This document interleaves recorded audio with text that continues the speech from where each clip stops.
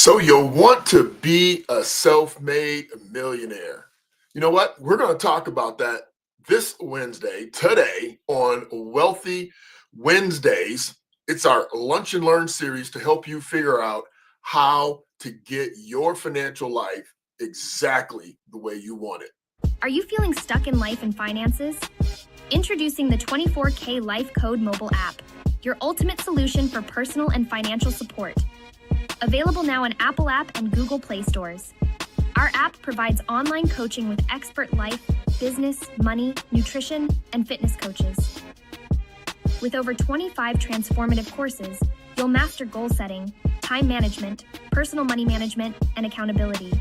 For less than $1 a day, you gain full access, 365 days a year, to the support you need.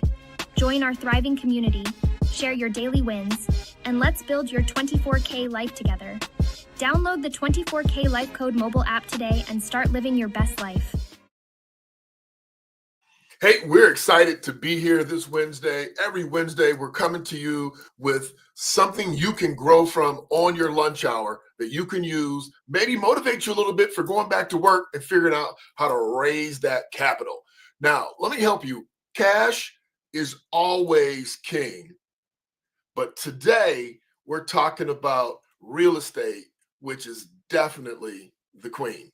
If you want to build true wealth, I don't want to say you will never, because that's not accurate, but it is extremely difficult to build true wealth 1 hour at a time, day by day, going to work, saving in your 401k, participating in your stock options. It's tough. It's tough. So that's why 90% of self-made millionaires have done it through real estate. And that's why real estate is queen. Now, cash is king because you need the cash to launch the queen off in your real estate game. So we're going to talk about that. And hopefully, if you have questions, feel free to drop them. We're here to answer your questions. We're here to help you maneuver. But I will share with you that anytime you want to do something, no matter how simple it sounds, it's never easy. If it were easy, everybody would be doing it. And I want you to remember that. But please jump in, leave us a note, text us, do whatever you want to do. If you want to ask a question, if you want to message us on the app, we're here to help you. So let's talk about my own personal history with real estate. So when I was a youngster, I graduated college and I said, you know what? I will never read another book as long as I live. That just shows you how immature I was. But, after you graduate college, you are papered out, you're read out, you're done. You don't want any more to do with education. So that was my mindset at the time. But I promise you, 3-4 months didn't pass, and I had already read No Money Down by Robert Allen. I had read Donald Trump's book. I can't remember the name of it, but his first book about real estate and being a millionaire.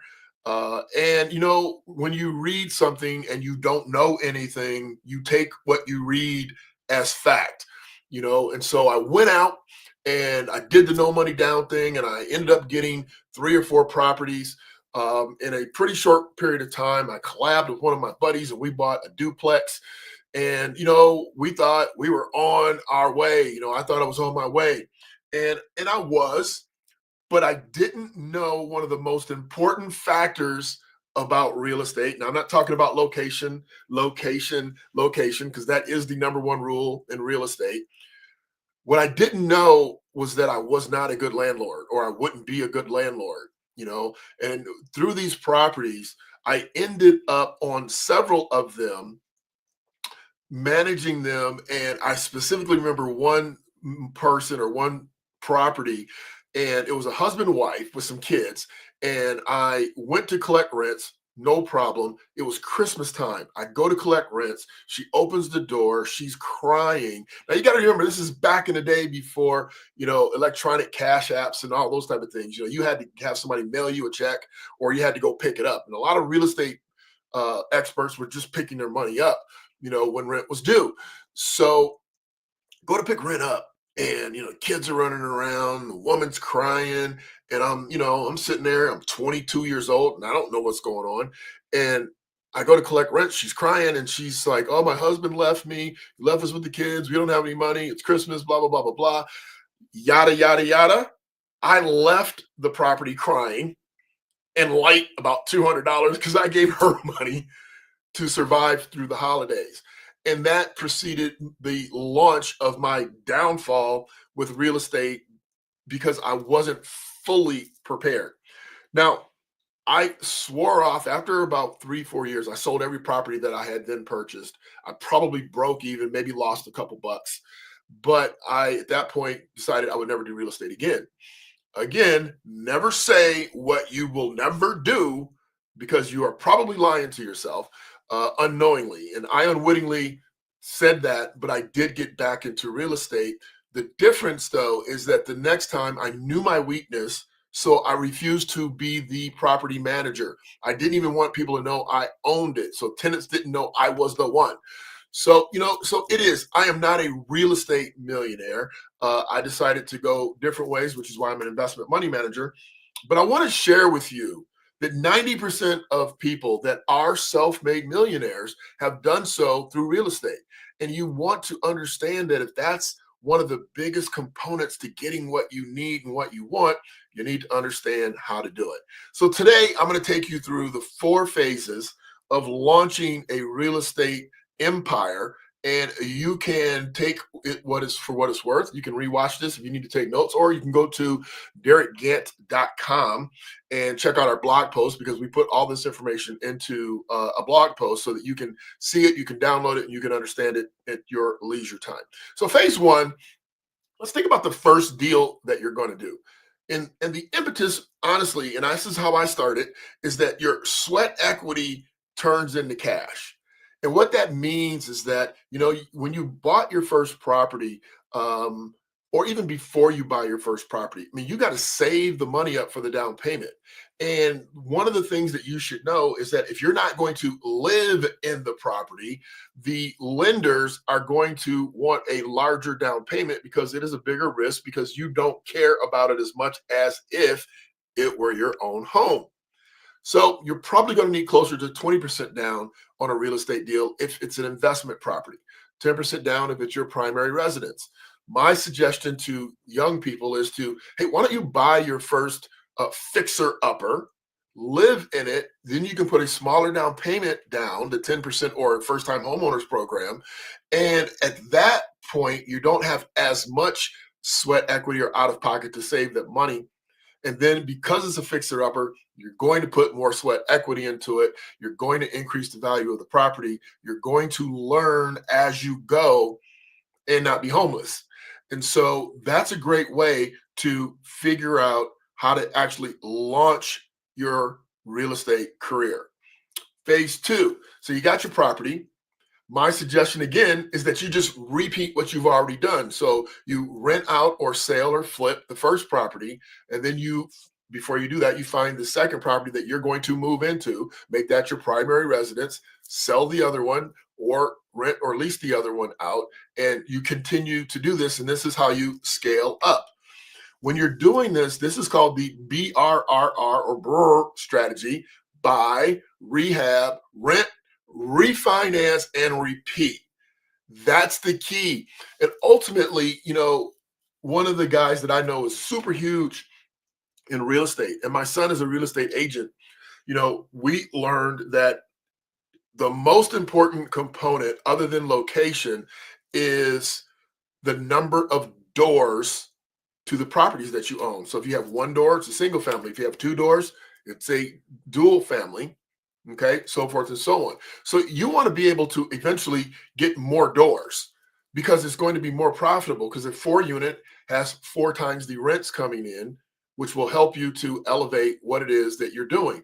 I'm telling you, it is really important for you to start thinking about it that way, because if you go out and you can spend the same amount of money or resources for a 4-unit or a 2-unit or even a 3-unit, then you can a single. You can spend the same money. Why wouldn't you buy more doors? Now, it might be because it's more of a problem with the fixer-upper part, but you know what? What's it worth? Find a crew and start to do that. So now, because you have more doors, you can talk about passive income. So you can hire a property manager. Now you can remove yourself from the day to day. Okay. And then you can also use the 1031 exchange to trade up to better properties. So you have this property. We're not going to get into details of the 1031 exchange, but that is a benefit to you where you can roll up your equity and not have to pay taxes on it because you've rolled it into a new property. It's kind of like having your own residence, and you get to forgive, or not really forgive, you get to not have to pay the property taxes or the capital gains taxes, not property taxes, I apologize, the capital gains taxes if you live in the property for 2 years or more, right? You have to live in the property 2 out of 5 years of ownership. So if you own the property for longer than 2 years as your primary residence, you avoid capital gains tax, and that could be pretty hefty given the fact that you can use that money to roll into other properties. Are you starting to feel what I'm flowing with? So the goal, of course, as we told you many times before, passive income is your goal. You want to be able to create passive income streams. And what's a passive income stream? That's when money is coming into your entity, be it your business, your bank account personally, that you're not going to work for every day. So this money's coming in, but you don't have to go and grab a hammer and nails every day in order to get that. That's your 9 to 5. It's not passive income. That's active income. You are actively going to work to secure that to secure that paycheck. So understand the difference and understand the goal, because you have to have clarity if you truly want to get to the point to where you're maximizing your time, maximizing your money, and you're maximizing your results. So the next phase, phase 4, is to build a legacy, is to protect those properties. So you want to figure out if you should have a isolated separate entity like an LLC or some other company or a trust that will own all of your investment properties, because what that does is it separates you individually and your personal assets from the liability of everything else. So, somebody slips and falls, you've heard of those type of things. Somebody has a problem, or somebody's dog bites them, all the things that could happen on a property, you insulate yourself personally from that. Now, of course, you want to go get some insurance. You want some limited liability. It's not expensive at all. It's definitely worth getting because of the cost ratio according to what you would pay if you got sued. So you want to be able to cover all those lawsuits. And then finally, with your legacy and wealth preservation, if you do really, really well, you want to teach other people how to do this. You want to pass this on to your kids or someone in your core circle. And you also want to potentially consider being philanthropic. It is the way of the world. You get more by giving more. And that is really the truth about the law of divinity. You want to be able to give and to receive, right? It is better to give than to receive. But let me help you. You receive when you give. And I think about all the years that I've been giving, and I can honestly see the manifestation of all the help and support that I've been giving over the years as it comes back. And for you, you want to make this look so easy that you build up so much momentum in order to do the things that we're talking about, in order to build a legacy, in order to share the wealth, so to speak. And I know you see tons of stories about, millionaires and billionaires and how much they don't pay and they don't do. But let me tell you something. The one thing they do is they give back, because it is a tax advantage for them to give back to charities. Now, what charities? Who knows?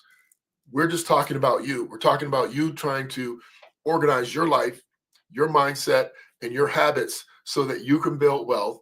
We're talking about building it, passive income, becoming proficient at it.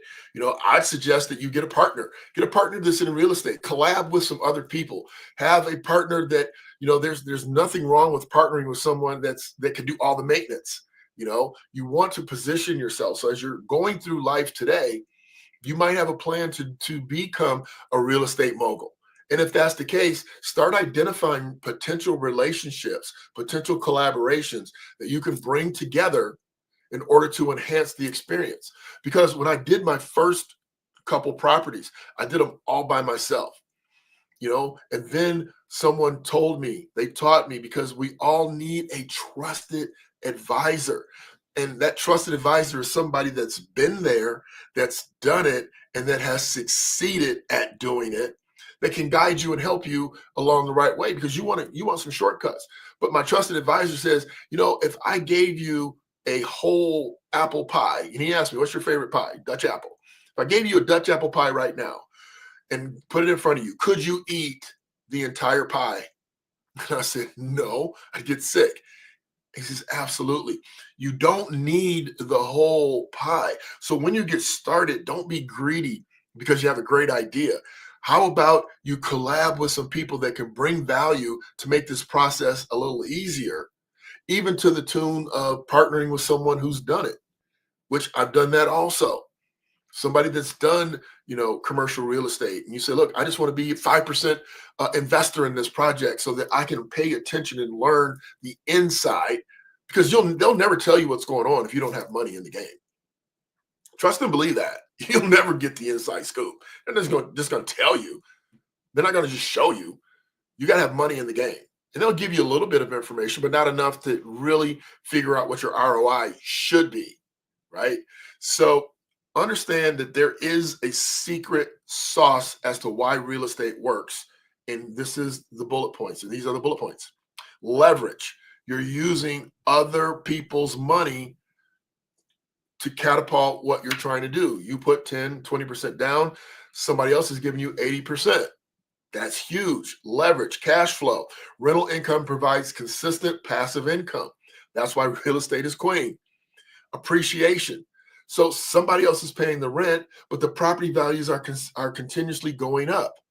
There are tax benefits like depreciation, like deductions, and the 1031 exchange I mentioned a little bit earlier. And also remember that real estate can be an inflation hedge. So as inflation rises, so do property values, and so do the rents. So the real takeaway to today's Lunch and Learn is that most self-made real estate millionaires didn't do this with a huge inheritance. They're self-made. They didn't get any extra support or big support from someone. They started with a single property. They leveraged it with a lender. They learned the game, and they reinvested the profits, i.e. the rents. They reinvested the profits into more real estate. And then over time, they got amazingly good at this. When I was growing up, I knew 3 or 4 people that owned 15, 20 properties, right? But they were mostly single families. And that's why we're talking about the number of doors. So with this strategy, the rich get richer, and they use discipline, and they patience, and they plan.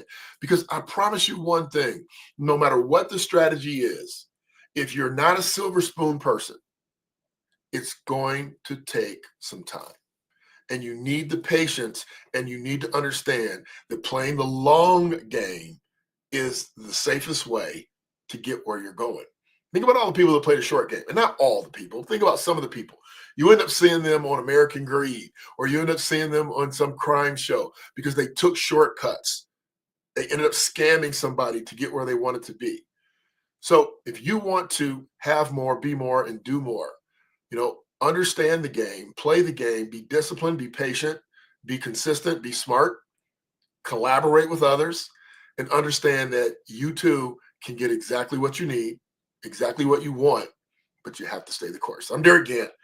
I encourage you to be your best, bring your best, leave nothing to chance. Have a great week. It's only Wednesday. You still got time to have an amazing week. Yeah, it's time to live your life. Derek Gant, show them how to take it to the highest height. Hey, this is more than financial advice. Show you how to take control. Time to get your money right. Money management, I know that we all need financial independence. Yeah, it seems out of reach, but you can make it happen. Now it's time for some action, helping you with your finances. Yeah, we got a passion. Hey, ain't no limit. Now it's time to get it. You deserve to have a life how you want to live it.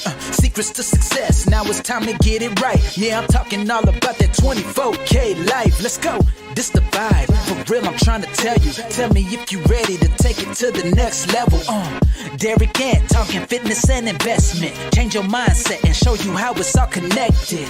Ain't no need to hesitate or delay. Only way to live life is a 24K. Hey, Derek Ant, let them know. Let's go.